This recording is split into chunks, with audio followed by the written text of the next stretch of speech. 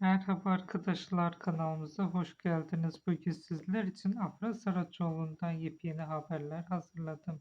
Afra Saraçoğlu son günlerde hem kariyeri hem de sosyal medya paylaşımlarıyla yeniden magazin dünyasının dikkat çeken isimlerinden biri oldu. Başarılı oyuncunun özellikle yeni dizisi Abi ile yakaladığı büyük çıkış konuşulmaya devam ederken proje kısa sürede sezonun en çok izlenen yapımları arasına girdi. Dizinin ilk bölümü reytinglerde son yılların en güçlü açılışlarından birini yaparken Saraçoğlu'nun performansı da sosyal medyada yoğun övgü aldı. Öte yandan Afra Saraçoğlu'nun moda dünyasındaki yükselişi de sürüyor.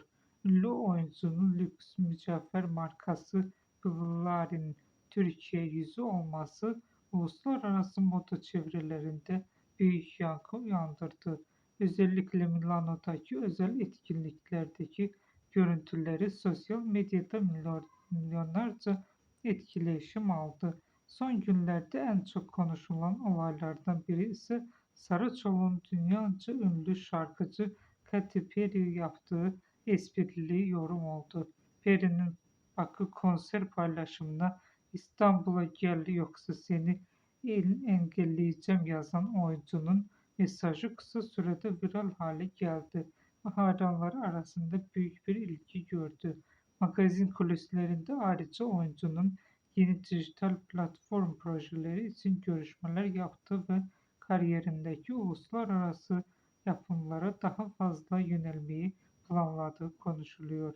Afra Saraçoğlu'nun 2026 yılına boyunca hem ekran hem de moda dünyasında adından daha sık söz ettirileceği belirtiliyor. Bugünlük benden bu kadar arkadaşlar. Yeniden görüşmek üzere. Hoşça kalın. Bizi izlemeye devam edin.